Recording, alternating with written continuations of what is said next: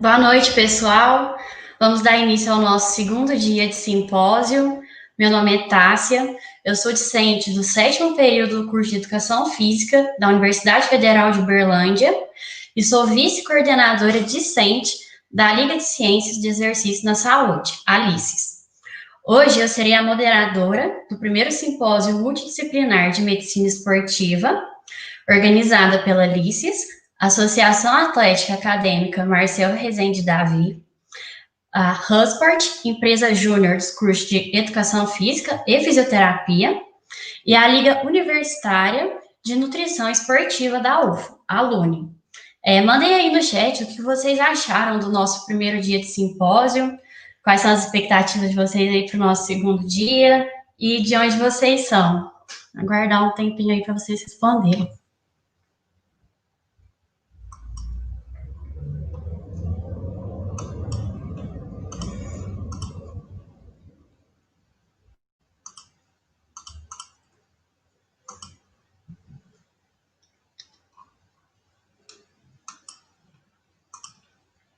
Estão ansiosos aí para o nosso simpósio?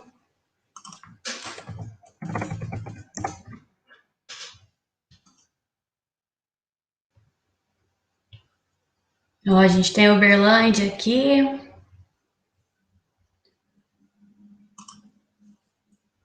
Passo Fundo.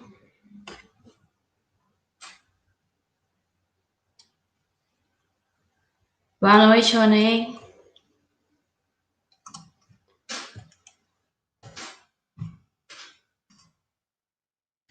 Campinas, já vi aqui também. Então, vamos dar início aqui ao nosso segundo dia, pessoal. Continuem mandando aí para a gente ver de onde vocês são, o que vocês estão achando do simpósio, tá bom? Gostaríamos, primeiramente, de agradecer a todos os patrocinadores e parceiros do evento, a Aquila Augusto, distribuidora de livros, Nayane Gourmet Coffee, Style Socks, Naked Estética e Depilação a Laser, nutricionista Vitor de Castro Alves e Sociedade de Acadêmicos de Medicina de Minas Gerais. Gostaríamos de agradecer também a todos os presentes e aos palestrantes que aceitaram o nosso convite para participar do simpósio. Lembrando, pessoal, que os certificados eles serão emitidos pela Universidade Federal de Uberlândia, através do CIEX, para aqueles que tiverem presença acima de 75%, ou seja, participarem de no mínimo 3 dos 4 dias do evento. E para essa validação, é necessário responder o formulário de presença, tá? O formulário de presença, lembrando, ele está na descrição do nosso vídeo aqui do YouTube. E assim que os certificados estiverem disponíveis, nós vamos enviar um e-mail para vocês, tá? Então, também continue acompanhando as nossas redes sociais, que todas as informações estarão lá. Então, aqui na descrição da transmissão, nós temos o cronograma do evento. O nosso primeiro dia, ele já está salvo no canal, então vocês podem acessar e assistir. Foi um primeiro dia muito legal, uma abertura muito interessante. E o formulário de presença, tá? Que será aberto ao fim das palestras e fechado 30 minutos após o encerramento da transmissão. Ao final também serão realizados sorteios através do nosso Instagram, @cime. Então, se você não segue, já corre lá no Instagram, já começa a seguir a gente. Esse sorteio ele vai ser realizado 30 minutos após o encerramento da nossa transmissão, e nós vamos utilizar a lista de presença. Então, é muito importante assinar essa lista, tá? Ao final das 2 palestras, nós abriremos 20 minutos para que os palestrantes possam discutir e responder as perguntas, que poderão ser feitas durante as apresentações, tá? No chat da transmissão mesmo. Então, eu vou convidar agora o nosso primeiro palestrante, que é o Daniel Paiva de Oliveira. Ele é graduando do curso de Educação Física, também de 7º período. É o atual presidente da empresa júnior do curso de Educação Física e Fisioterapia, a Husport. É membro do grupo de pesquisas sobre gestão do esporte, lazer e saúde. e vai ministrar a palestra intitulada Atividade Física de Universitários, antes e durante a pandemia. Obrigado pela presença, Daniel. Boa palestra. Olá, boa noite a todos. Estão me ouvindo? Acho que tá, né? Tranquilo. Primeiro, eu queria agradecer o convite, né? A presença de cada um aqui, o convite representado pela Tássia hoje aqui. E parabenizar também pela organização do evento, que é uma ideia, acho que muito interessante, né? Envolver todas essas áreas em um evento só. Então, vou começar falando aqui um pouquinho para vocês. Então, como a Tássia disse, eu vou falar um pouquinho sobre a atividade física de universitários e fazer um comparativo do antes e durante a pandemia. Como já apresentado, eu sou o Daniel, eu estou no curso de Educação Física na Universidade Federal de Uberlândia, no 7º período. Sou o atual presidente da Husport, empresa júnior dos cursos de Educação Física e Fisioterapia, e sou membro do grupo de estudos e pesquisas sobre gestão do esporte, lazer e saúde, o GPELS. Então, queria trazer um pouquinho o porquê que a gente deve olhar para o universitário, né? Primeiro, houve uma expansão do ensino superior a cada ano que vem passando. Segundo dados do INEP, houve um crescimento de 10,6% no número de ingressantes na universidade e foram 13,5 milhões de vagas em graduação no ano de 2018. Então, cada dia que passa, o universitário ele é uma porção maior da população brasileira, né? E trazer também um dado da UFO, né? Como eu vou falar um pouquinho mais voltado para a Universidade Federal de Uberlândia, dados também divulgados em 2019, que no ano de 2018 eram 26.656 matriculados nos cursos de graduação. Tá, mas então é importante a gente entender o universitário, por ser uma parcela grande da população. Mas o que esse universitário tem de característica específica, diferente da população em geral, certo? Então, a gente analisando alguns estudos aí, a gente identifica que existe uma saída da casa dos pais, uma mudança de cidade de muitos desses universitários. A exigência da universidade, ela é uma coisa diferente na vida do jovem. Esse jovem, ele cria novas redes sociais, conhece novas pessoas de outros lugares. Além disso, ainda tem a questão de muitos terem que conciliar as atividades da universidade com as atividades do trabalho. Existe uma falta de tempo aí, né? A gente vê muitos dados relacionados também que o jovem, ele é o público que mais pratica atividade física no país. Então, se a gente for olhar todos os gêneros, todas as classes sociais, o jovem ele vai ser o que mais pratica. Mas isso não quer dizer que a atividade física dele que ele pratica seja suficiente para ele. Então a gente tem muitos dados que ainda falam isso, que mesmo assim não é o suficiente. E todas essas características que eu citei aqui, elas acabam levando para uma mudança de hábito desse indivíduo. Isso pode ser para o lado positivo ou para o lado negativo, certo? O universitário, ele é sempre rodeado por diversas escolhas. Então, todos os dias ele se depara com algumas escolhas que ele deve fazer. E essas escolhas acabam sendo influenciadas por várias coisas. Então, elas sofrem influências sociais, elas sofrem influências ambientais, elas sofrem influências de experiências anteriores desse indivíduo. E, além disso, segundo Narras, ele traz que a gente ainda faz muito essa relação de saúde relacionada à doença, né? Então, a falta de doença ou essa questão. E isso faz com que o jovem ele opte por não realizar atividade física por estar no auge da saúde. Então, ele acha que ele não necessita realizar atividade física nesse momento. Só quando ele precisar cuidar da saúde, quando ele tiver alguma doença e ele necessite realizar alguma atividade física. E isso é uma coisa que a gente tem que sempre bater na tecla de que não é bem assim. Então, a importância de educar para a promoção da saúde, né? não apenas relacionar a saúde com doença, que acho que é algo que a gente vem trazendo, o pessoal vem trazendo já do primeiro dia aí, e hoje a gente vai continuar falando disso. Então vamos pensar agora um pouquinho nesse novo mundo, né, que a gente vem vivendo hoje, que é o mundo da pandemia. 4 bilhões de pessoas se encontram em isolamento social no país. Desses 4 bilhões, 8,5 milhões são estudantes de graduação e pós-graduação. Então, eu acredito que seja necessário que a gente entenda tanto o atual cenário, que é novo para a maioria, né, quanto as estratégias que são eficazes, que a gente pode utilizar para manter a saúde nesses tempos de distanciamento.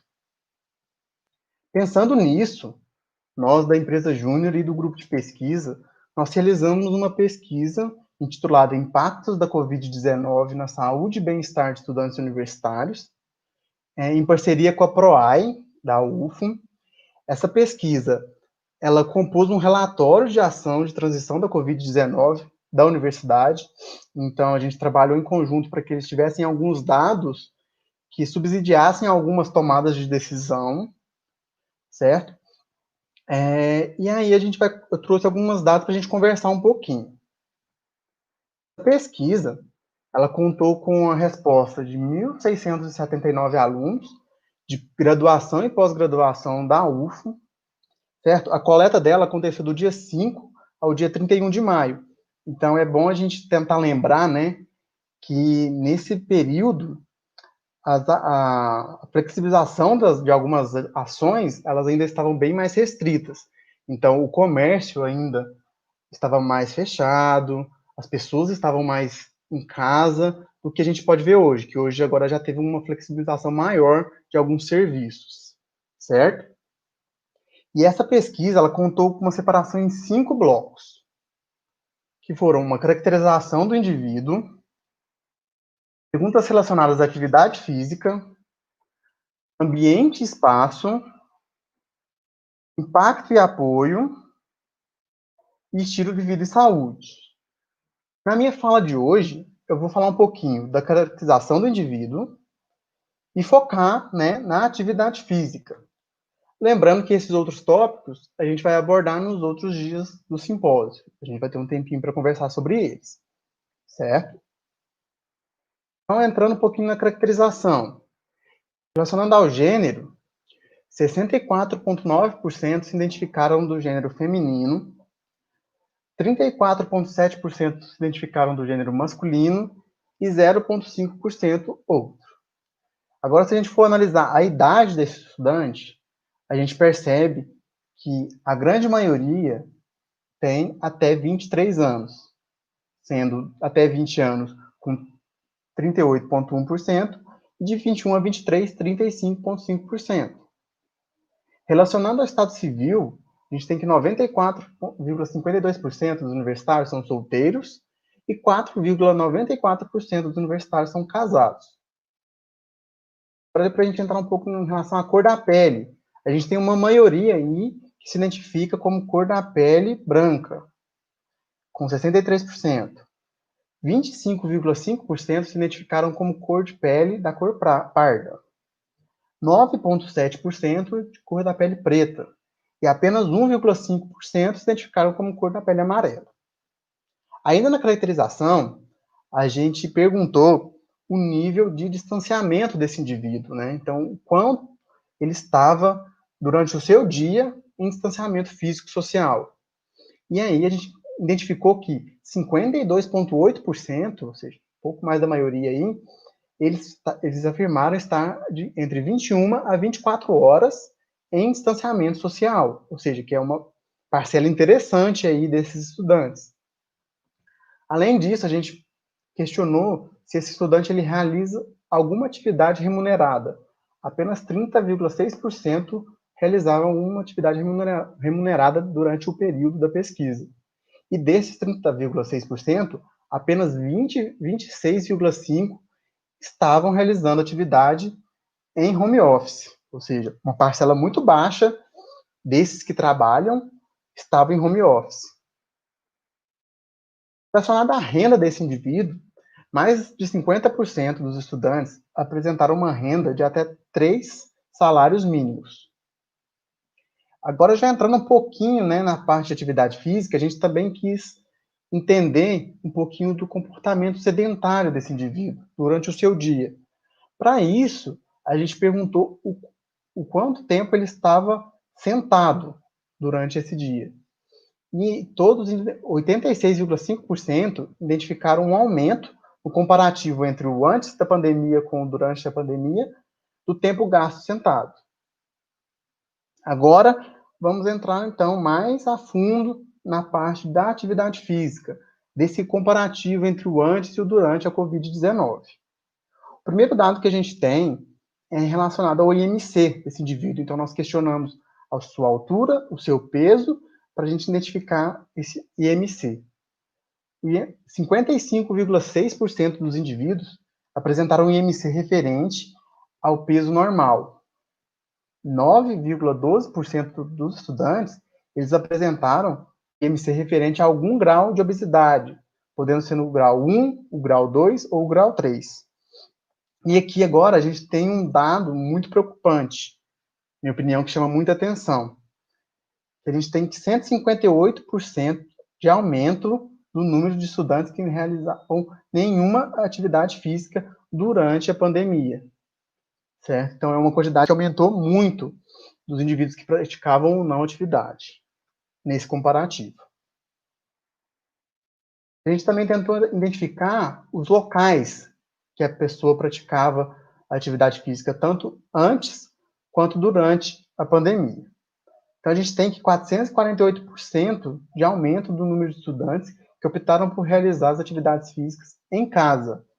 Então, é uma nova forma, né, de se realizar atividade física, um novo local, um local mais considerado mais seguro por esse indivíduo passar, principalmente 21 a 24 horas do seu dia dentro de casa. Então, a casa acabou sendo o novo local de realização de atividade física desse indivíduo. Por outro lado, houve uma diminuição de 91% no número de estudantes que optavam por realizar atividade física na academia. Lembrando que eu comentei, muitas dessas cidades, por exemplo, em Uberlândia, no momento da coleta, as academias, por exemplo, estavam fechadas. Então, o que possibilitava o estudante de ir até a academia para realizar atividade física. O local que menos variou nesse comparativo entre antes e durante foi a rua. Então, a rua teve só 25% de diminuição no número de estudantes que optavam por realizar atividades físicas na rua. Um outro dado que eu queria trazer aqui para a gente discutir um pouco é a presença da própria universidade como um local para a prática de atividade física. Então, 11,5% dos estudantes optavam por realizar atividade física dentro da própria universidade antes da pandemia, né? Ela foi o terceiro local mais citado pelos estudantes no momento antes da pandemia. E isso traz, então, que a universidade ela tem um papel muito importante no incentivo à prática de atividade física. Então, ela é um local tanto para o estudante, quanto até mesmo para quem não é o estudante, que tem um acesso ali, seja do lado de fora, que a gente sabe que, por exemplo, no Campus Santa Mônica, ele tem uma pista do lado de fora da universidade, seja nas quadras disponíveis para reserva, para o indivíduo praticar algum esporte. Então, isso tudo é um papel da universidade, é uma função da universidade promover a atividade física também para o indivíduo. E olhando para o lado do universitário, né, a gente ainda tem as academias universitárias e também as Olimpíadas como forma de incentivar os alunos a praticarem atividade física de lazer, que é essencial, né, eu vejo assim. E ainda, se a gente for trazer agora para o lado da pandemia, a gente ainda vê algumas ações da universidade como tentativa de manter essa influência, né? Então, a gente tem, por exemplo, projetos como o Agita UFO em Casa. Ele é um projeto que, durante a pandemia, tentou promover essa atividade física do estudante na sua residência. Então, são projetos que eu considero de extrema importância aí nesse novo normal que a gente vem vivendo, né? E destacar o papel da universidade nessa proposta. Se a gente for ver também agora a questão dos meios imateriais, então, como que esse indivíduo vai realizar atividade física? A gente tem que houve um aumento de 480% dos estudantes que utilizavam lives em redes sociais para a prática de atividade física. Também, 88% de aumento no número de utilização de aplicativos de treinamento. E 189% de aumento no número de estudantes que utilizam vídeos para realizar essa prática. Então, aqui a gente tem uma mudança, né? Um novo formato da realização dessa atividade física. São meios diferentes, que a gente não era tão presente na nossa normalidade, vamos dizer assim, antes da pandemia. E isso é interessante a gente entender, porque é papel, por exemplo, do profissional de educação física identificar esses novos meios, se preparar para estar inserido nesses novos meios. Porque o próximo dado é um dado preocupante, pensando, então, da presença do profissional habilitado nessa prática de atividade física. Apenas antes da pandemia, 47% dos estudantes afirmaram realizar atividade física na presença do profissional habilitado. Já durante a pandemia, apenas 20% desses estudantes falaram que tinha a presença do profissional. E isso causa uma preocupação aí, porque a gente precisa estar atento. A gente sabe que a presença do profissional ela é indispensável nessa prática.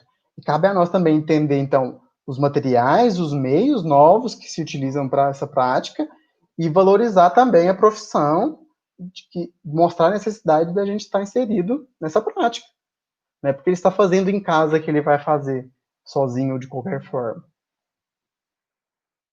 Analisando um pouquinho agora das dificuldades encontradas para a prática, a gente encontra que antes da Covid, as obrigações de estudo foram as mais citadas como barreiras para a prática de atividade física. Depois vinha o cansaço e a falta de vontade.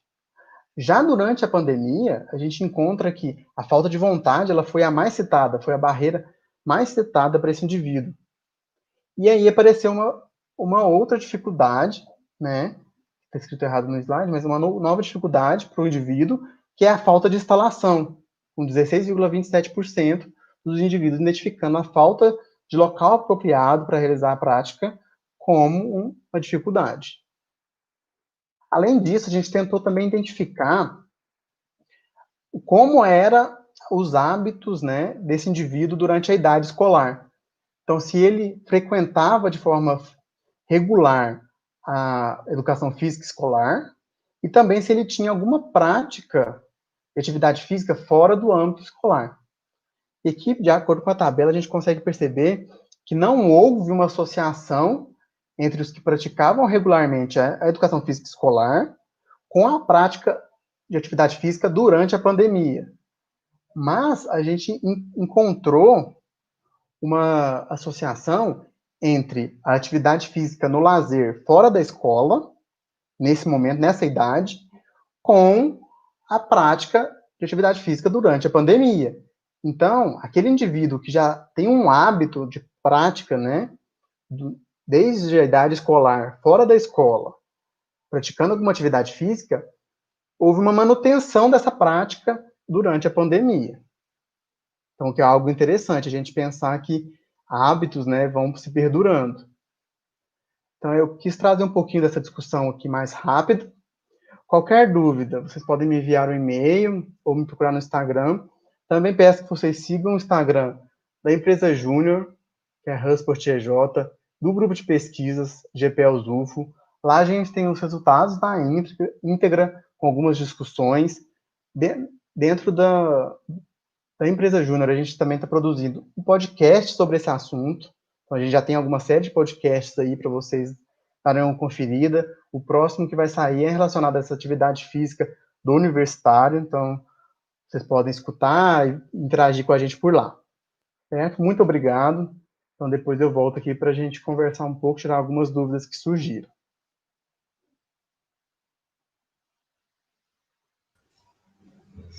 Muito obrigada pela palestra, Daniel. Foi muito interessante.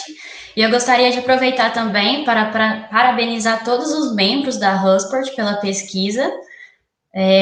Muito, muito completa, tá? E já que o Daniel falou do Instagram, eu vou aproveitar para falar que, gente, realmente, o Instagram deles é muito completo, muito rico de informações.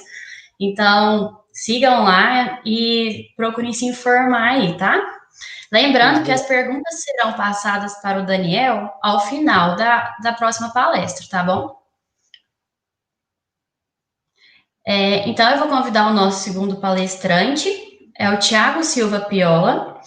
Ele é doutor e mestre em Educação Física pela UFPR, especialista em Educação à Distância pelo Claretiano, especialista em Fisiologia do Exercício pela UFPR, bacharel e licenciado em Educação Física pela UFPR.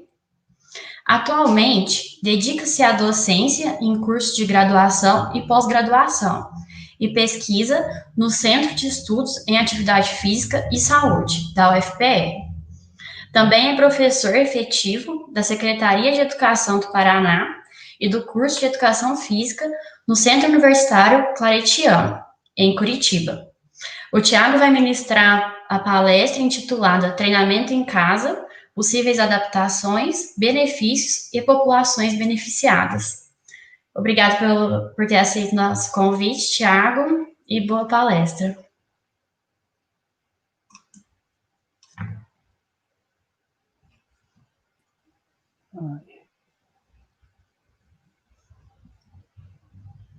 Tá, obrigado, isso. Tássia. Tá, obrigado, Tássia, pela apresentação.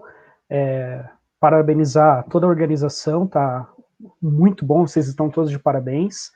Daniel, que apresentou anteriormente os dados da pesquisa dele, de extrema relevância, muito bons e nos ajuda a entender muita coisa do que está acontecendo com o público jovem, né, que são vocês universitários.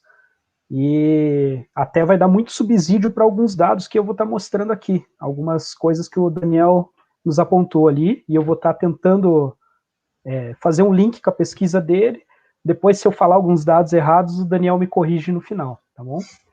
Então tá, como a Tássia falou, nós vamos falar sobre treinamento em casa, possíveis adaptações, benefícios e as populações beneficiadas. Mas antes de falar propriamente do treinamento, eu queria mostrar para vocês o cenário antes da pandemia, que isso vai nos ajudar o que está acontecendo durante a pandemia e ajudar a explicar o porquê dessa prática de exercícios ou não prática de exercícios que está acontecendo no momento. Tá? Então, primeiramente, tá, a gente tinha um quadro aqui, uma informação da série publicada na Lancet em 2012, que nos dizia que 1/3 da população mundial não atingia as recomendações mínimas de prática de atividade física. Recomendações essas de 150 minutos de atividade física semanal para adultos. Entre os adolescentes, se eu pegar aqui a faixa etária 13 a 15 anos, que a recomendação ela é diária, de ao menos 60 minutos de atividade física por dia, apenas 20% dos adolescentes cumprem essa recomendação mínima. Ou seja, 80% dos adolescentes não está engajado em ao menos 60 minutos de atividade física diária. Tá? Durante a pandemia, nós temos um quadro mais ou menos assim, ó.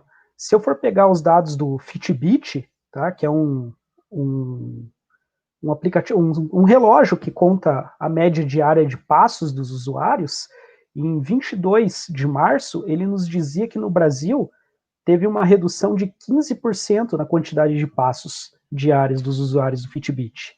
Tá? É uma média semelhante se a gente for olhar a todos os países do mundo. Nos Estados Unidos, por exemplo, a média caiu 14% diária de passos. Nos Estados Unidos, desculpa, 12%. No Canadá, 14%. Na Argentina, aqui, nossos vizinhos, caiu mais, caiu 24%. Possivelmente eles aderiram mais ao isolamento do que nós, tá? Mas se a gente for olhar, a média ficou basicamente isso aí, 12, 15, 16% de redução. Aí vocês vão me questionar o seguinte, tá, Thiago, mas o Fitbit não é todo mundo que tem, tá? Tanto que se a gente for olhar que muitos países nem dados têm sobre isso. Então, tá, então, se a gente for olhar em outro aplicativo, no Argos, por exemplo, esse já tem bem mais usuários no mundo, tá? Ele nos deu uma redução aí mais ou menos semelhante, tá? Se eu for olhar aqui a curva do Brasil, tá? A curva do Brasil aqui, ó, ela começava lá, ela era em média 6.000 passos por dia. Aí, durante a pandemia, ela foi diminuindo, até que veio o início das orientações. Que orientações? Fique em casa, distanciamento social, tal. Aí, ó, a gente pode ver que a curva da média diária de passos, ela cai bastante no Brasil. Ela cai para menos de 3.000, mais ou menos uns 2.500 passos por dia. Se a gente for lembrar, as recomendações, as sugestões em questão de passos, elas giram em torno de 10.000 passos diários. Então, no Brasil, ó, durante a pandemia, se manteve ali 2.500, 2.700, mas sempre abaixo dos 3.000 passos, tá? Aí, se a gente pegar outros países, a gente vai ver aqui, ó, por exemplo, a Suécia, a Coreia do Sul, continua lá em cima, mesmo durante a pandemia, tá? A Itália, que foi o epicentro, né, no início da pandemia, mesmo durante a diminuição, a média diária de passos dos italianos ficou acima da curva brasileira. Aí eu tenho uma informação aqui, ó, nesse quadradinho aqui, quando começam as orientações mais rígidas. Que orientações mais rígidas que são essas? É o lockdown, tá? Então, quando teve o lockdown na Itália, ainda assim, ó, eles se mantiveram com uma média alta de passos e até aumentaram a média de passos deles. Se a gente for olhar no Brasil aqui, eu não tenho lockdown, né? Mas mesmo assim se manteve estável em uma linha, em uma média diária baixa de passos, mas o Brasil se manteve estável. Teve uma queda muito acentuada e depois estabilizou. Essa é uma tendência mundial, como o Daniel bem explicou anteriormente, tá? Que mostram que antes da pandemia, os dados pré-pandemia já mostravam isso, tá? Os mais atualizados que nós temos, aqui, ó, 30% dos adultos não cumprem as recomendações mínimas de 150 minutos. E 81% dos adolescentes aqui, das crianças e dos adolescentes de 11 a 17 anos, não cumprem as recomendações. Ou seja, nós já tínhamos um problema muito grande e esse problema aumentou durante a pandemia. Então, as pessoas que já não realizavam atividade física antes permaneceram nesse ponto, enquanto os que estavam realizando, a gente vê que a curva foi para baixo, ou seja, foi geral o problema, como bem disse o Daniel. Aí, o Covid, ele nos traz alguns desafios, tá? Alguns paradigmas em relação à atividade física. O fica em casa, a gente sabe que ele pode influenciar negativamente a saúde psicológica, aumentando o estresse, o sentimento de confusão, de solidão, de raiva. Tá? A literatura ela está destacada, então, a necessidade de ações para a melhoria da saúde mental. E nesse momento, então, o exercício pode ter um papel chave nessa relação. E o uso de tecnologias parece ter sucesso em aumentar o nível da atividade física. A Sociedade Brasileira de Medicina do Esporte, se a gente for pegar os informes que eles foram soltando ao longo da pandemia, desde o seu início até o momento, eles destacam essa associação do exercício físico regular com a melhoria da função imunológica. Tá? Pessoas com doenças crônicas não transmissíveis são consideradas de maior risco para infecção, principalmente em relação aos idosos, mas o exercício parece ter uma melhoria na função imunológica para esses também. Destaca também o fator protetivo da atividade física. Aí nós estamos falando em coisas diferentes, né? O exercício e a atividade física. Mas a atividade física, ela também tem um papel protetivo para essas doenças crônicas. E que pacientes em programas de reabilitação cardiorrespiratórica, metabólica, ortopédica e similares, eles deveriam manter ou adaptar os exercícios para o ambiente domiciliar e atividades ao ar livre, respeitando as medidas de higiene e distanciamento, obviamente, mas eles deveriam se manter engajados nesses programas. A Sociedade Brasileira de Medicina do Esporte também, eles destacam o fator protetivo, repetir aqui, da atividade física, tá? Repetir aqui, mas é exatamente isso. Só que parece que no Brasil nós estamos em momentos diferentes. Enquanto no mundo eles estão já reabrindo as academias, o país, né, já estão liberando muita coisa, tanto que as orientações, tanto das instituições internacionais, elas já tratam desse retorno, tá, das políticas de retorno à academia, ao esporte, aos clubes, tá. Aqui no Brasil, a gente ainda vive um momento, talvez, de transição, talvez de reabertura ou não reabertura, mas ainda a gente está enfrentando algumas dúvidas. Ou seja, por aqui ainda não temos um consenso. Se a gente pode voltar para a academia, pode voltar para a rua para fazer atividade física, pode voltar para o clube, ou não pode. Tanto que nós não temos um consenso, que se nós formos olhar nas orientações da Sociedade Brasileira de Medicina do Esporte, eles são favoráveis à revisão da proibição de funcionamento das academias, tá? Seguidos os devidos cuidados, obviamente, de controle aplicado aos demais segmentos, ou seja, os mesmos protocolos ou mais rígidos de higienização, eles são favoráveis à abertura das academias, tá? Respeitando medidas específicas, mas eles são favoráveis. Por outro lado, se eu for olhar as orientações da Sociedade Brasileira de Atividade Física e Saúde, eles já são contrários à abertura das academias e clubes. Tá? O posicionamento deles dizem que não estão, independente das medidas de proteção do risco biológico, essa liberação ela decorre mais em pressões econômicas. Tá?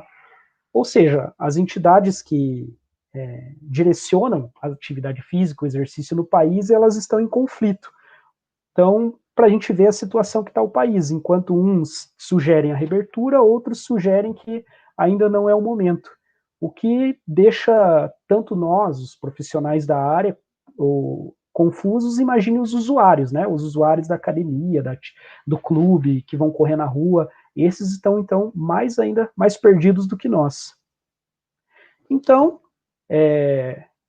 não entrando no mérito se deve abrir ou não deve abrir, o que nós temos, que é o propósito da fala, para a qual fui convidado, é o se exercitar em casa. Tá? O que a gente pode, o que a gente não pode, o que dá para fazer, o que não dá para fazer.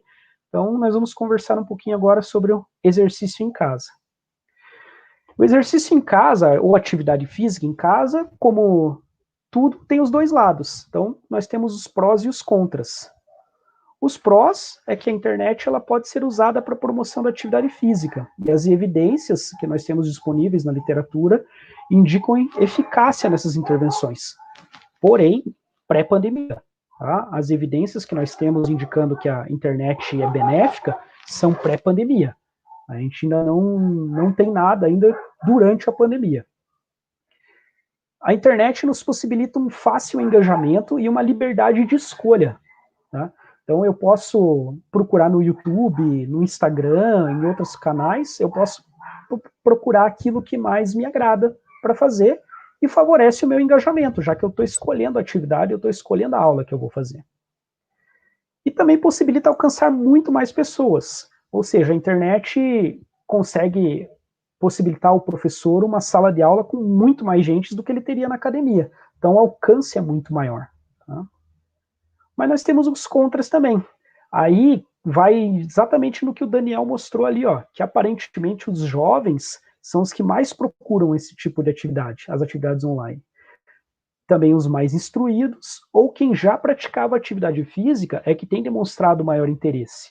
Então, durante a pandemia, os mais velhos, os menos instruídos e quem não praticava, parece que ainda tem um pouco de dúvida, um pouco de receio, ou outros motivos que a gente ainda não investigou, que a gente ainda desconhece, tá? Mas eles ainda não estão procurando as atividades online. E a pouca interação, tá?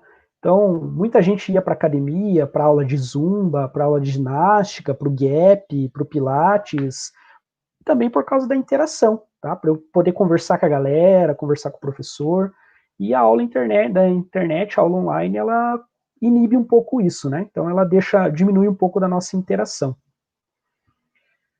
E atividade física e exercício e o Covid? Qual será a relação? Como será que a atividade física pode nos ajudar aí em relação ao Covid?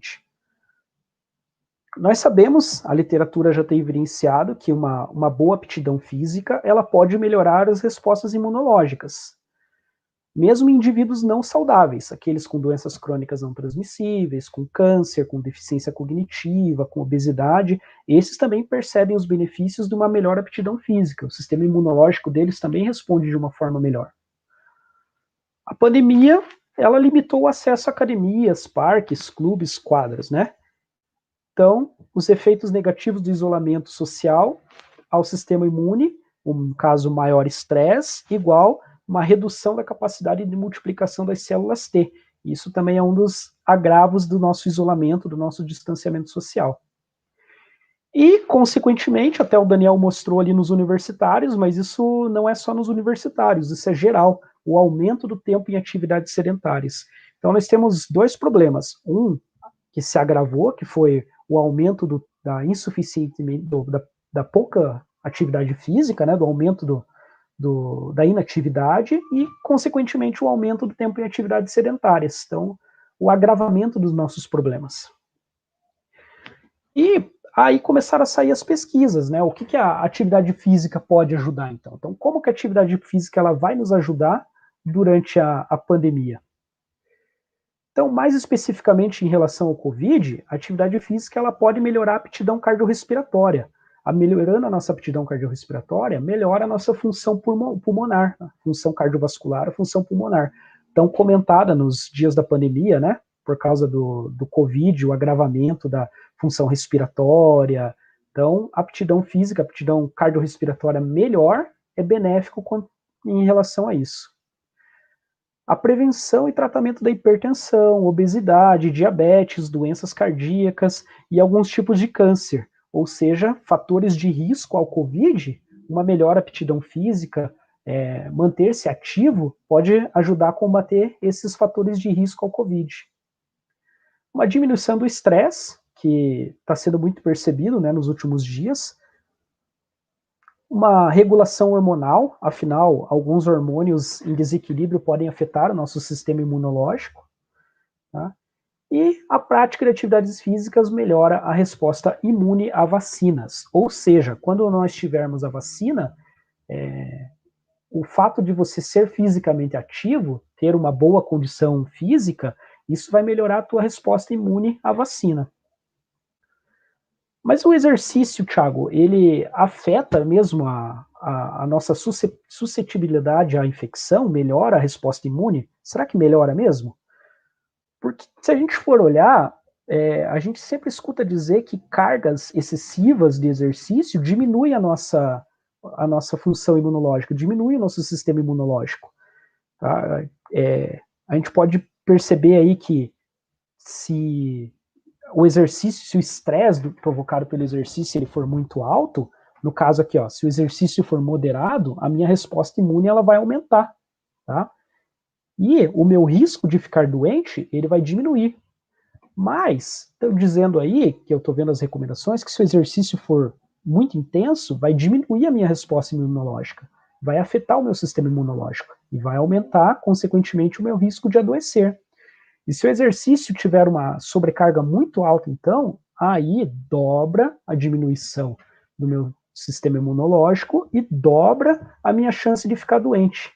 Putz, mas agora a gente entrou numa dúvida aí, Thiago. Porque eu sempre escutei na graduação falar que eu precisava aumentar a intensidade do exercício para melhorar. Afinal, nós temos os níveis de condicionamento inicial, né? E aplicado o exercício, né, aplicado o estresse provocado do exercício, nós entramos em uma fase de recuperação, de desgaste, lógico, né?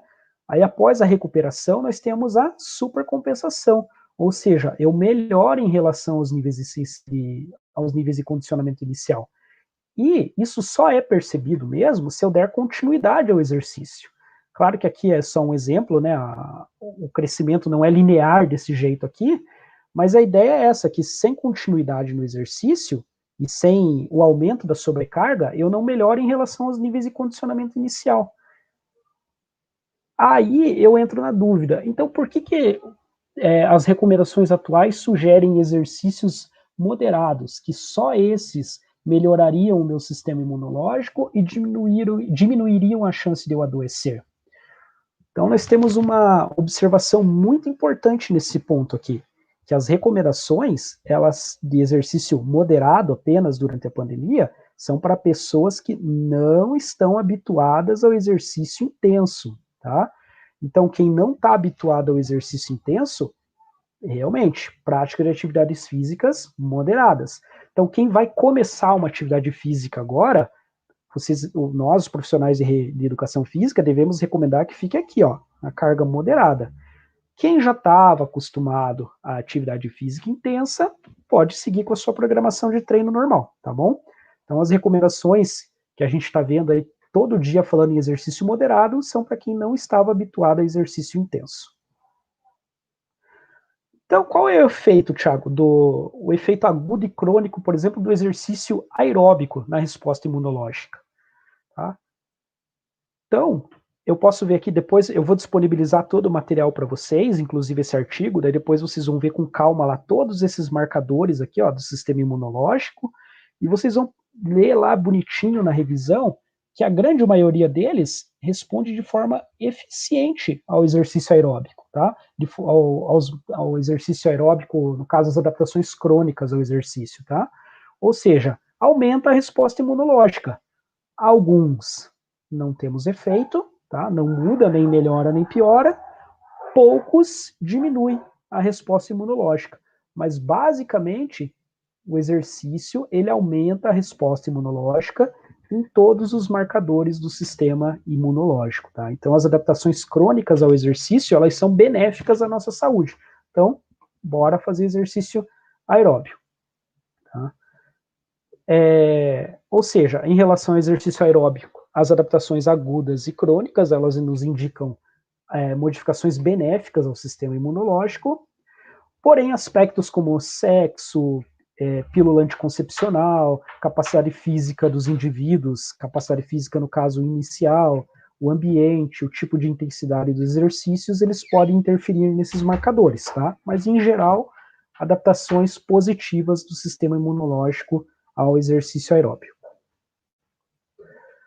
Tá, Thiago, então e o exercício intenso, em altas intensidades? Ele pode ser feito?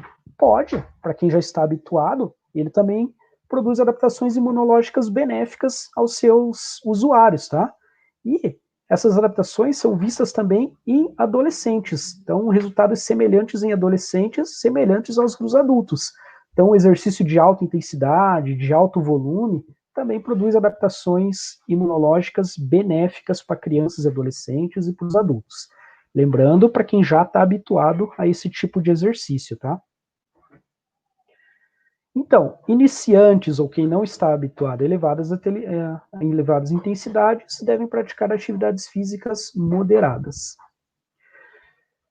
Tá? Que são as recomendações que a gente tem aí atualmente na literatura, dos artigos que estão sendo publicados, do Colégio Americano, da Sociedade Brasileira de Atividade Física e Saúde, da Sociedade Brasileira de Medicina Esportiva.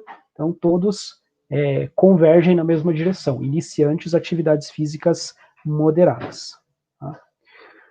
Mas para quem já está mais habituado ou pretende iniciar uma atividade física, então nós temos alguns posicionamentos para essas pessoas, o que fazer, o que não fazer. Por exemplo, do Colégio Americano, quais são as orientações? Encorajar o início ou a continuidade de 150 a 300 minutos de moderada atividade física por semana. Eu coloquei um asterisco aqui no 300, porque as recomendações atuais, elas falam em 150 minutos semanais, ao menos 150 minutos. Eles falam em 300 ali, no caso, uma progressão, tá bom? Mas não que seja algo assim, tem que fazer 300 minutos de atividade física por semana. Se a pessoa já não estava engajada em nada antes, você mandar fazer 300 minutos não é uma progressão pedagógica interessante. Então, vamos iniciar pelos 150 minutos iniciais, tá? Quem contraiu o Covid deve antes procurar um médico, fazer uma avaliação e ter um atestado médico, ver como que ele está já, se ele já pode iniciar uma prática de atividade física ou se ainda tem que dar uma segurada, tá? Realizar atividade física moderada ou vigorosa em casa ou fora dela, mantendo o distanciamento e usando máscara quando necessário. Indivíduos com alto risco de Covid devem se abster das atividades muito exaustivas, como a gente já alertou, tá? Tanto os não habituados como os que estão em situação de risco, que já têm doença crônica, câncer e outros problemas de saúde. Tá? E ao menos 2 sessões de exercícios semanais, exercícios de força. O exercício de força, ele é essencial também para a nossa saúde, tá? Então, este deve ser incluído em ao menos 2 sessões semanais. Exercite-se 2, 5, 10, 20, 30 minutos, o quanto for possível, tá? Cada minuto conta, principalmente para quem não fazia nada.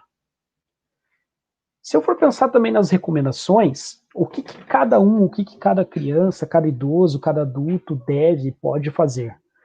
Eu peguei aqui, eu fiz um compilado das recomendações que eu mostrei na terça-feira lá, que existem diversas, né? Eu fiz um compilado aqui entre as recomendações do Colégio Americano, da OMS e das recomendações brasileiras que eu mencionei que vão ser publicadas agora em novembro.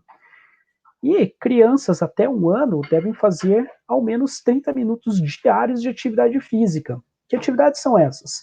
Brincadeiras, jogos, tá, que envolvam a criança de barriga para baixo, movimentos dos braços, pernas, que estimulem a empurrar, puxar, engatear, rastejar, ou seja, o que o acervo motor dela vai permitir, né? Mas estimular ela ao menos 30 minutos diariamente. De 1 a 2 anos, a criança pode trabalhar em qualquer intensidade, mas aí a recomendação já fala em 3 horas, tá? Em 3 horas diárias de atividade física para criança de 1 a 2 anos. Também, brincadeiras, jogos, saltar, pular, correr, escalar, rolamentos, ou seja, tudo para estimular a melhoria e o desenvolvimento do acervo motor dessa criança. Dos 3 aos 5 anos, essa recomendação ela já continua diária, tá? E além das 3 horas, ao menos 1 hora em intensidade moderada vigorosa. Tá? Aí a gente já começa a inserir algumas outras atividades, por exemplo, a natação, a ginástica, a lutas, a prática de esporte, tá? O deslocamento ativo, ir e voltar andando da escola, tá? Devem fazer parte dessa atividade física. Dos 6 aos 17 anos, ao menos 60 minutos de atividade física por dia. Atividades diversas, incluindo força em ao menos 3 dias por semana. Tá? Thiago, 6 a 17 anos, pode trabalhar força? Deve trabalhar força, tá? Então, antigamente existia um mito, né, de que crianças e adolescentes não poderiam trabalhar força, mas não só podem como devem. Dos 18 aos 64 anos, os adultos, em 150 minutos de atividade física semanal, tá? Ou 75 minutos de atividade física vigorosa, e ao menos 2 dias por semana com atividade de força. Idosos, qualquer intensidade, a recomendação segue a mesma, 150 minutos de atividade física moderada ou 75 minutos de atividade vigorosa. Entretanto, eu coloquei aqui, ó, diversos, mas os diversos, claro que os idosos podem fazer, né? A gente não vai recomendar o idoso andar de skate, andar de patinete, mas atividades que são, que eles possam realizar, tá bom? E ao menos 2 ou 3 dias por semana em atividades de força, aí em dias alternados. Os benefícios de praticar atividade física já estão bem elucidados na literatura, né? Além da melhoria da aptidão física, aptidão cardiovascular, metabólica, redução de sintomas de ansiedade, depressão, melhoria da qualidade de vida, do bem-estar, na sensação de disposição, melhora na função cognitiva, diminuição dos custos decorrentes a problemas ligados ao baixo nível de atividade física e ao sedentarismo. Tá bom? E se eu for fazer exercícios aeróbios, por que eles são tão recomendados até agora dentro de casa? Se a gente for pegar, por exemplo, os corredores, esses têm de 25% a 40% de risco de morte prematura e aproximadamente 3 anos a mais de vida em comparação aos não corredores. Mas é a corrida de rua que faz eles viverem mais? Não, é o exercício aeróbio, é o aumento da função cardiorrespiratória. Então, se vocês quiserem recomendar aos seus alunos, ou até para vocês mesmos, eu quero aumentar a minha expectativa de vida, aumentar a minha longevidade, melhore a sua condição cardiorrespiratória, tá? Quanto maior o seu fôlego, mais longevidade você terá, tá bom? Isso já está elucidado pela literatura. E agora, durante a pandemia, nós sabemos que a questão do correr na rua ficou um pouco dificultada, até muita gente reclama de usar máscara, tá? Então, a gente pode saber que é possível você se manter ativo, manter exercícios aeróbicos mesmo dentro de casa. Olha o exemplo desse britânico aí. Ele fez uma maratona no quintal de casa dele. E o quintal dele, acho que até eu coloquei aqui, se não me engano, tinha uns 7 metros, mais ou menos, aqui, ou achei que eu tinha colocado, aqui ó, 6 metros. Então, o quintal dele tinha um espaço de 6 metros e ele correu uma maratona, 42 quilômetros no quintal de casa. Um idoso, corre meia maratona dentro de casa durante isolamento social. Esse apartamento desse idoso aqui, desse senhor, era grande, tipo 70 metros quadrados, tal. Então ele fez uma meia maratona dentro de casa, estabeleceu o circuito lá e foi correndo. Tá? Brasileiro corre meia maratona no apartamento. E professor mineiro corre maratona dentro do apartamento. Aí vocês vão me dizer assim, tá, Thiago, mas isso aí é quem tem casa grande, quem tem um apartamento muito grande. O meu apartamento é pequenininho, não tem como. Aí, esse professor aqui, ele até diz aqui, acabei lendo uma matéria de um francês que correu uma maratona na varanda do seu apartamento com 7 metros. Tá? A circulação dentro do meu apartamento é de 30 metros. Então, um apartamento de 30 metros e o cara correu uma maratona também. Ou seja, dá para você adaptar um circuito dentro da tua casa ali e você vai fazer a tua corridinha, tá? Thiago, mas eu não sou maratonista, eu não corro, eu acho que o espaço do meu apartamento aqui vai ficar complicado para eu tentar fazer uma maratona, uma prova de 10 km, eu acho que eu não vou conseguir. Então, se você não puder correr, caminhe, inclusive dentro da sua casa, tá? Mesma coisa, estabeleça o teu circuito aí dentro de casa e faça caminhadas. Tente manter uma caminhada em um ritmo mais acelerado, obviamente, né? Mas faça uma caminhada dentro da sua casa. Coloque as crianças para caminhar também, tá? E faça essa caminhada aí. Um outro exercício que é possível fazer dentro de casa, no prédio, eu moro em prédio, por exemplo, e aqui eu já vi a minha esposa, de vez em quando, ela usa em alguns horários aqui o prédio para subir e descer escadas, tá? Então essa é outra possibilidade que você tem.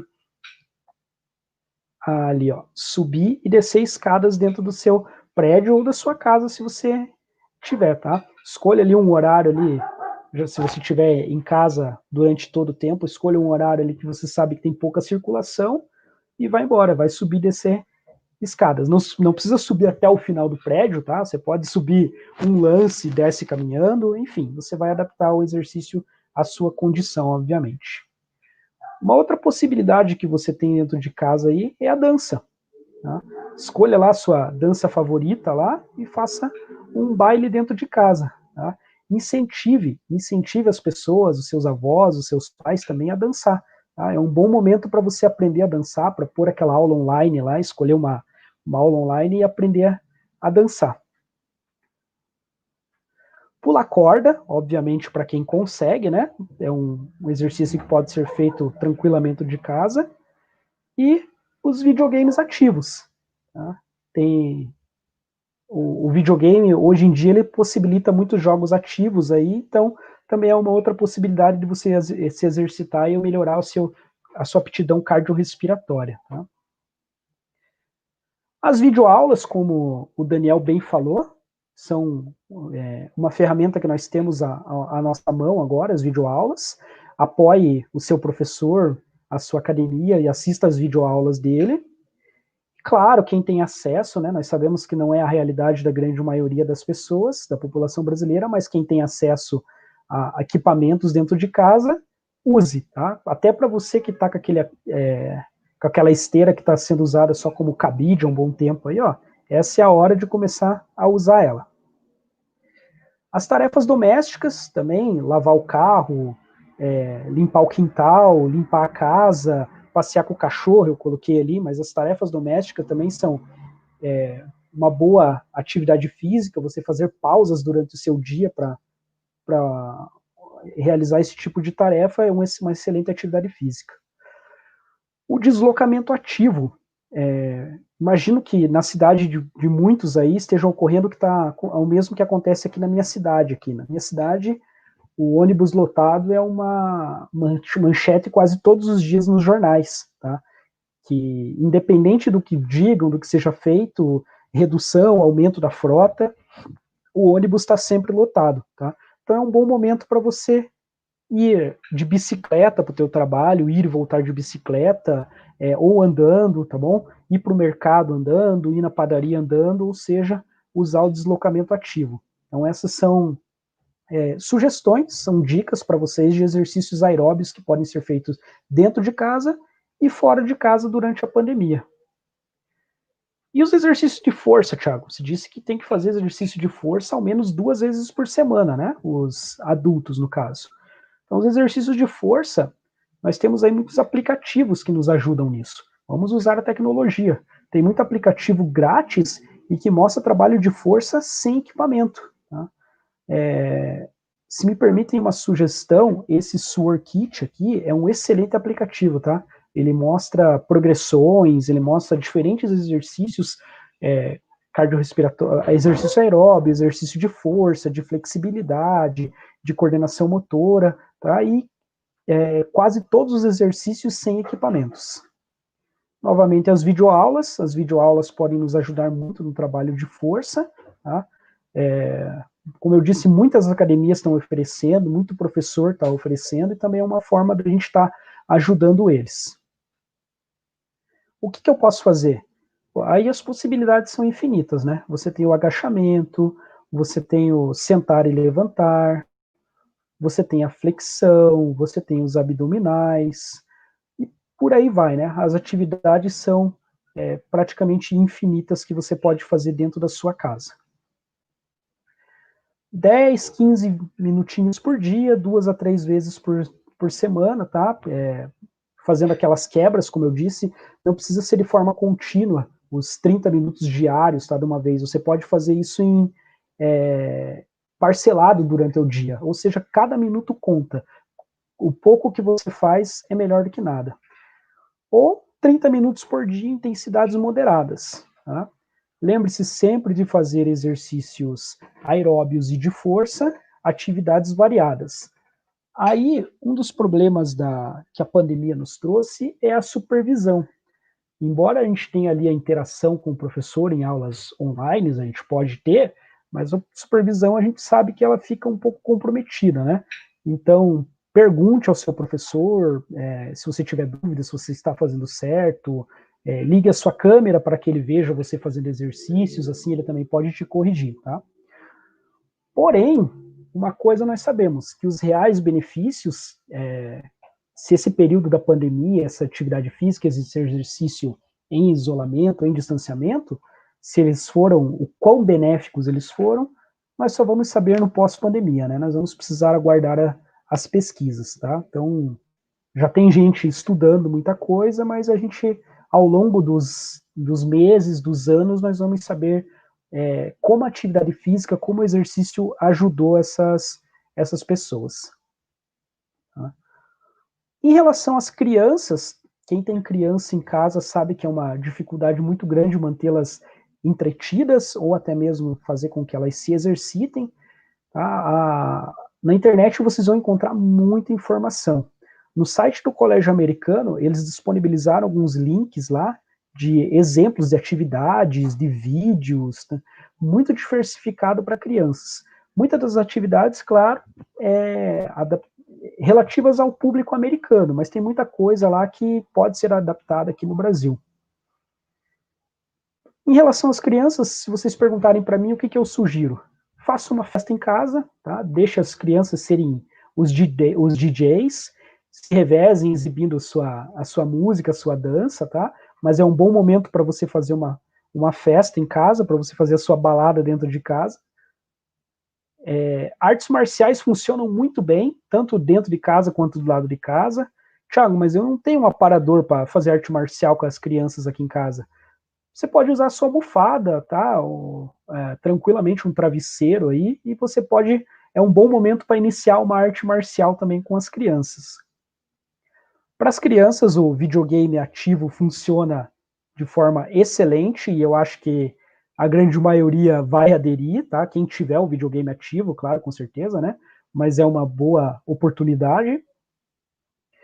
Fazer pausas no tempo sentado, né? Levantar, andar, saltar e incluir as crianças nas tarefas domésticas, tá? Fazer aquela pausa no tempo sedentário dela para incluir nas atividades domésticas é uma excelente atividade. Criar desafios, tá? Criar desafios para a criança, tá? Resgatar brincadeiras antigas, mas tentar o máximo possível manter as crianças ativas, tá? Lembre-se que elas têm que fazer ao menos 60 minutos de atividade física por dia, tá? Se não puder fazer de forma contínua, que seja acumulada. Os aplicativos, se você tiver com dúvidas do que pode fazer trabalho de força para a criança, também o SuarKit, que eu sugeri, ele tem uma versão Kids que é muito boa. Também mostra exercícios de força, exercício aeróbio, exercício de flexibilidade para criança, tá? E quase todos sem equipamento. Nós temos uma limitação muito grande de aplicativos para crianças. Se você pegar o teu celular aí e for baixar um aplicativo para adulto de atividade física, a oferta vai ser de milhões.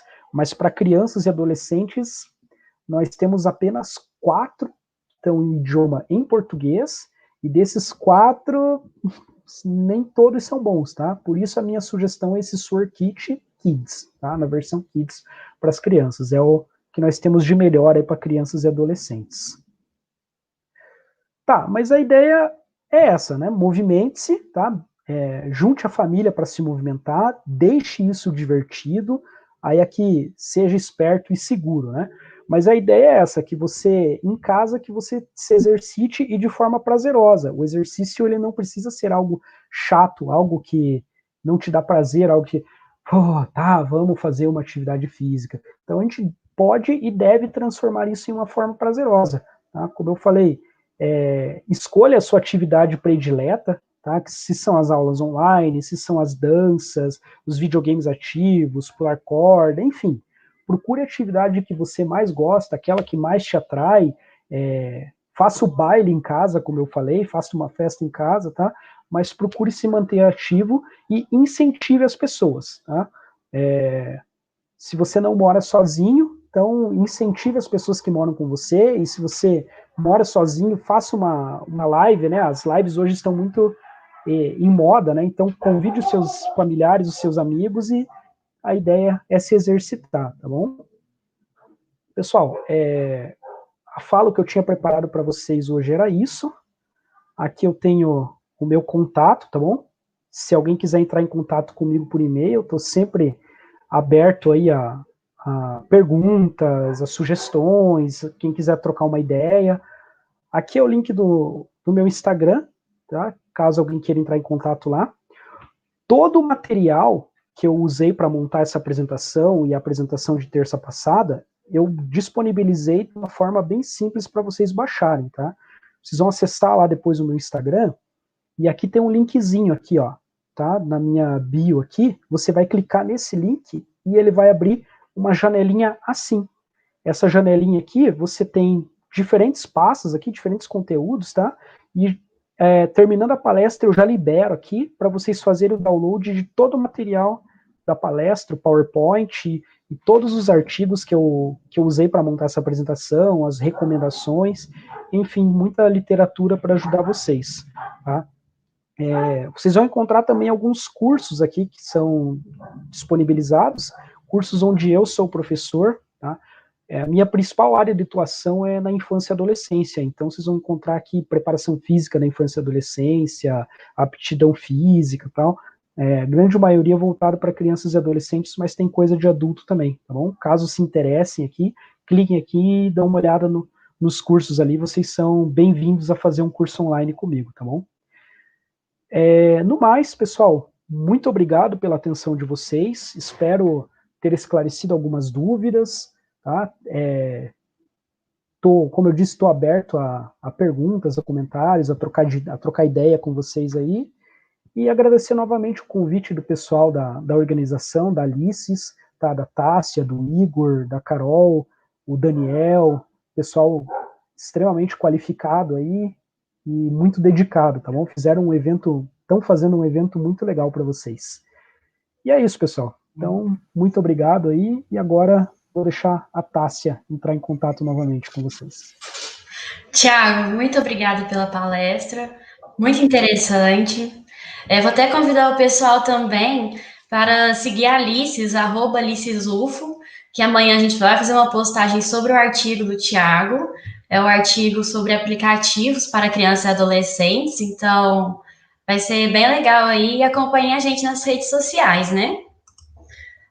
Pessoal, lembrando que a partir de agora, o nosso formulário de presença, ele está aberto, ele está aqui na descrição do vídeo, e ele vai permanecer aberto até 30 minutos após o encerramento da transmissão, tá bom? E antes de passarmos para as perguntas, eu gostaria de convidá-los para o próximo simpósio que a Alice está organizando, juntamente com a Liga de Cardiologia da Medicina e a Liga de Saúde Mental dos cursos de Medicina e Psicologia da UFO, que é o Simpósio Interligas, Saúde de Quem Cuida, no qual nós abordaremos a saúde e a qualidade de vida dos profissionais de saúde em relação com a pandemia. Então, assim, vai ser um simpósio bem interessante. Ele vai acontecer nos dias 17 e 24 de setembro, e as inscrições estarão abertas até sexta-feira que vem. Então, sigam aí o Instagram da Alice, também dá para achar o simpósio. E o Instagram do simpósio é @saúde de quem cuida, tá?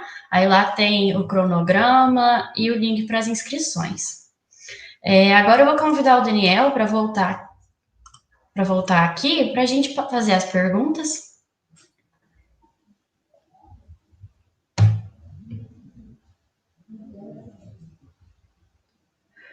A primeira pergunta da Caterina: como os palestrantes veem a prevenção de lesões em exercícios sem profissionais habilitados, principalmente com paciente com limitações, seja artrose em idoso ou lesões prévias para atletas, por exemplo? Então, eu até falei um pouco na apresentação, né, que a gente tem que tomar um pouco de cuidado. Acho que o Thiago também mostrou, ele trouxe isso também na fala dele, porque existe muita coisa, muito material aí sendo jogado na internet, né, pra facilitar o acesso à atividade física, mas muitos deles a gente não tem essa visão do professor estar ali analisando aquele indivíduo específico. Então, muito mais pensando nesse caso que ela citou aí como exemplo, que são casos mais específicos ainda, eu acredito que a gente tem que ter um cuidado ainda maior. A gente tem que ter um cuidado com todos. Então, é uma questão de se olhar para todos, mas casos mais específicos tem que ficar mais atento ainda. Então, se vai realizar a atividade em casa, que esteja com o profissional olhando mesmo a execução, ele que vai falar se a pessoa pode fazer esse tipo de exercício ou não, como está sendo feito isso, para que não aconteça algum acidente, né? Tiago, quer comentar alguma coisa sobre? Não, eu concordo com o que o Daniel falou. O Daniel tem razão, é um problema que a gente inevitavelmente vai enfrentar agora, né? Mas aí é o que eu falei, você pedir para o teu aluno ligar a câmera, tentar olhar ele fazendo atividade física, tá? Claro que se você estiver dando aula em grupo, isso é realmente muito difícil, mas aula individual, pede para o teu aluno ligar a câmera ali, olha ele fazendo e vai corrigindo, afasta um pouquinho a perna, puxa o braço para cá, corrige a postura dele, né? Então é um momento da gente prestar mais atenção ainda no nosso aluno. Certo. Vamos para a próxima pergunta, do Igor. Você acha que pesquisas como essa podem ajudar a universidade a melhorar a qualidade de vida dos estudantes, mesmo durante a pandemia? Até como eu comecei a explicar um pouquinho da nossa pesquisa, né, que a gente quis isso. Então, a gente procurou, a gente teve a ideia da pesquisa, nós procuramos os responsáveis, então, da PROAI, que é a Pró-Reitoria de Assuntos Estudantis, para que essa pesquisa fosse levada para eles, para que eles entendessem a realidade, né? Então, a gente vai falar até um pouquinho aqui nos outros dias, um pouco sobre como que é esse ambiente que o estudante está inserido, se ele tem acesso à internet, se ele tem condições de estudar, por exemplo, de forma remota. Tudo isso, em relação à atividade física também, como eu disse, que pauta algumas ações que a universidade pode oferecer para o estudante. Então, nesse momento, que é um momento tão complicado, eu vejo que a universidade tem que tentar, de algumas formas, né, ajudar o aluno, mesmo ele não estando lá naquele momento de aula ali dentro. Então, um projeto, igual eu citei o projeto do Agita UF em Casa, a gente tem algum projeto lá do Proteger-se, que é voltado um pouco mais para questão mental, psicológica, né, que acho que é interessantíssimo também. Então, a gente mostrar isso, tanto que compôs o relatório lá de ações da transição da Covid-19, para que tenha cada vez mais informações sobre esse momento, sobre tudo que permeia o aluno, o professor, o funcionário da universidade, tudo, para que tenham mais ações. Certo. Vamos para a próxima.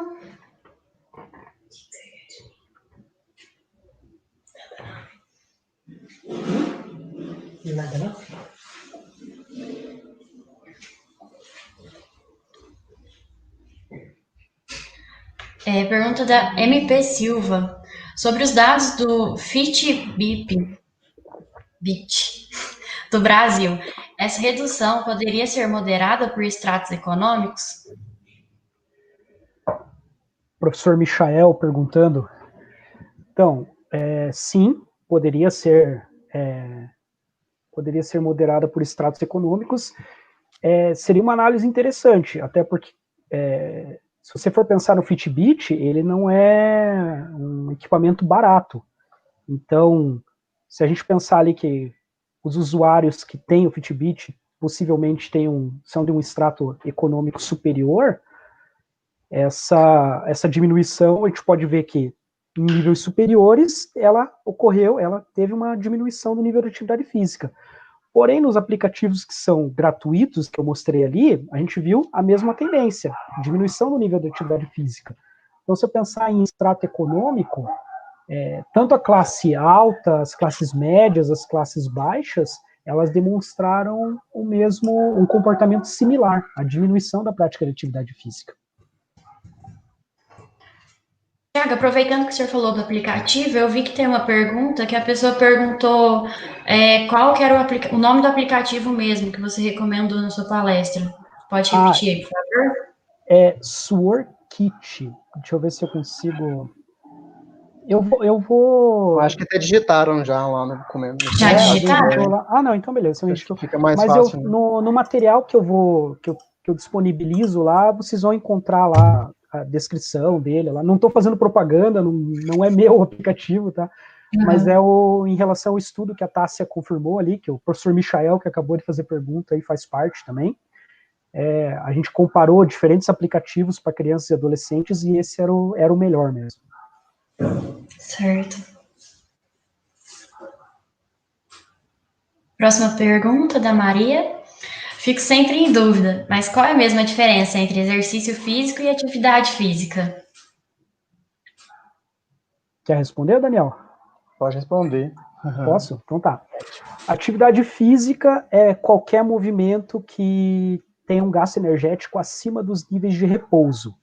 Então, qualquer movimento que tenha gasto energético acima dos níveis de repouso é atividades domésticas, de deslocamento, atividade laboral, andar, tá? Enfim, qualquer atividade gastou energia acima dos níveis de repouso, você está fazendo uma atividade física. Exercício não. Exercício é uma atividade planejada, estruturada e repetida. Tá? Então é aquela fichinha da academia, é o treino que o meu personal trainer programou para mim. Isso é um exercício físico. Tá? Todo exercício físico também é uma atividade física, mas nem toda atividade física é um exercício. Certo. Rafael, tem alguma evidência apontando o maior número de lesões com a prática de exercícios em casa? Leu alguma coisa sobre isso já, Daniel? Eu Não, também não encontrei eu também nada sobre isso ainda. Mas não li provavelmente ainda. devem estar produzindo alguma coisa Sim, são as pesquisas que a gente vai ver aí futuramente. que eu acho que entra bem no que você falou, né? Em relação ao. Muita coisa a gente vai descobrir só no pós-pandemia, então a gente vai entender realmente o que está acontecendo.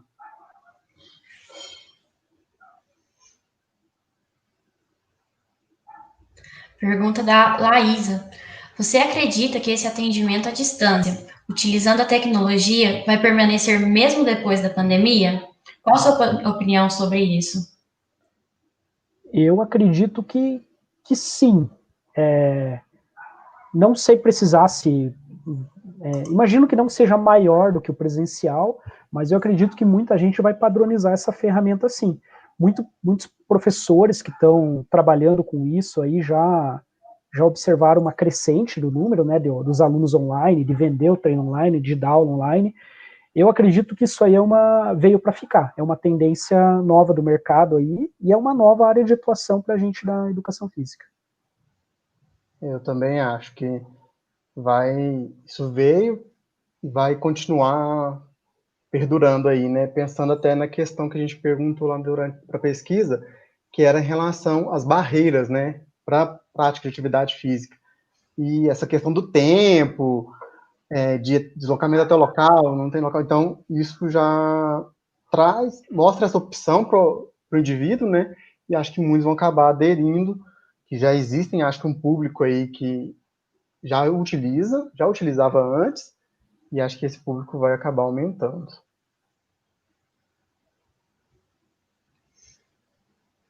Pergunta da Caroline.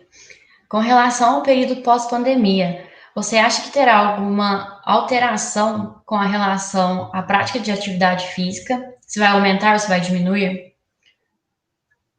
Olha, eu particularmente eu torço muito para que aumente, para que esse período de distanciamento, de isolamento social, quando tudo isso acabar, que as pessoas entendam, opa, agora eu posso voltar para academia, eu posso ir correr, eu posso voltar a jogar futebol, e quem não fazia isso entenda como um bom motivo para começar. Então o que realmente vai acontecer, as pesquisas futuras vão nos dizer, né? Mas eu torço muito para que melhore, que aumente o nível de atividade física. E uma coisa interessante, né? Então, na pesquisa lá a gente identificou que houve uma queda no número de praticantes, mas saiu uma pesquisa também falando sobre a prática da corrida.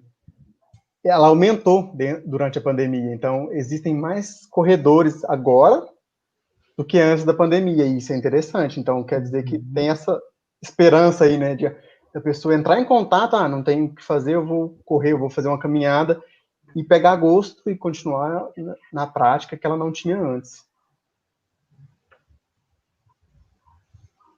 A segunda parte da pergunta da Caroline. E com relação à atuação dos profissionais de educação física, você acha que vai mudar algo? Ao meu ver, vai aumentar, vai melhorar para a gente, para o pessoal da educação física, para nós da educação física. Vai mudar para melhor. As pessoas vão começar a valorizar mais o professor, principalmente quem não está indo para academia, vai entender, nossa, que saudade do meu professor, né?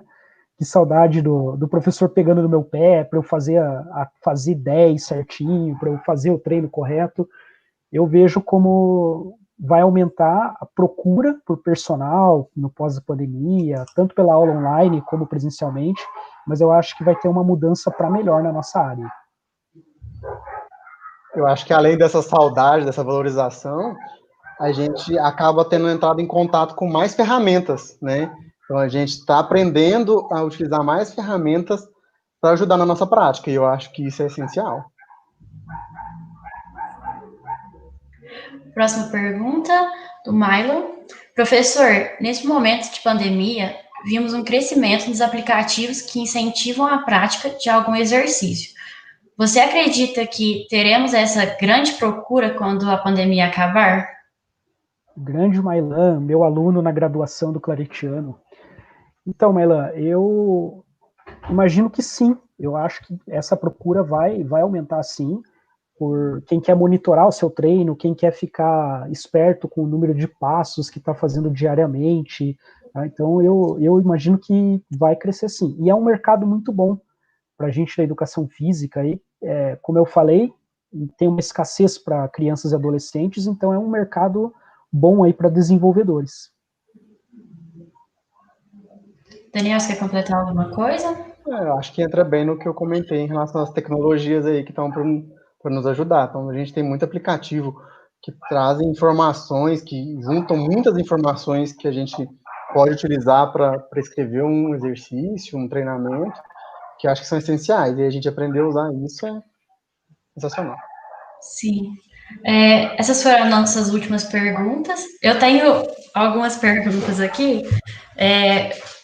Aproveitando que o Daniel disse dos corredores, eu já vi alguns artigos falando que o uso de máscara não é prejudicial, alguns falando que é sim prejudicial. E eu gostaria, professor, que você esclarecesse isso. Esse uso para esses exercícios físicos mais intensos, como a corrida, por exemplo, ele chega a ser prejudicial? Como que funciona? Não, Tássia, excelente pergunta. Não, a máscara, ela é um fator protetivo para o Covid, né? E teve muita fake news aí saindo, pessoas que morreram fazendo exercício usando máscara e tal. Fake news, tá? Então a máscara, ela não é prejudicial. É uma questão de hábito. É algo que a gente não era acostumado a usar para fazer exercício, então pode gerar um desconforto, uma dificuldade no início, mas é questão de hábito. Você vai acostumar a fazer exercício usando a máscara. E, claro, tipo, uma sugestão é quando você for fazer exercício, use a máscara mais leve que você tem, que você consegue respirar melhor. Não vá usar aquela que te deixa ofegante, tá? Por mais que seja aquela tua do personagem favorito teu, tal, mas se ela não favorece o exercício, não use ela. Use a que deixa mais confortável mesmo. E Certo. eu acho ainda, só para complementar, a gente pensar também na questão da intensidade e da percepção do esforço do indivíduo, né? Que é uma coisa é você fazer o exercício sem a máscara, da forma que você estava habituado, e agora com esse novo item. Claro que vai ficar mais difícil, então cabe também a pessoa entender que ela vai ter que dar uma diminuída nessa percepção de esforço que ele tiver, por exemplo, durante a corrida, que ele corria, vamos supor, a 10 por hora e era uma condição tranquila. Agora, a 10 por hora talvez incomode mais ele, né, durante a prática, e ele reduza para 9, ele vai continuar conseguindo fazer o exercício dele da forma que deveria. É um período de adaptação, mas logo você volta ao teu ritmo normal, à tua intensidade normal. Certo. E a minha última pergunta é sobre o treinamento em casa. Eu vejo que muitas pessoas estão passando a fazer muito o HIIT, né? Às vezes o HIIT curto, porque ocupa menos tempo. E eu queria que o senhor me falasse sobre essa modalidade. Ela chega a ser arriscada para grupos especiais, que às vezes não tem um acompanhamento, quer seguir o vídeo ali da internet, e por ela ser uma modalidade mais intensa, né? Se pode gerar mais lesões, é recomendado fazer em casa, como que é? Isso, boa pergunta. Então, é o treinamento de alta intensidade que a gente comentou inicialmente lá.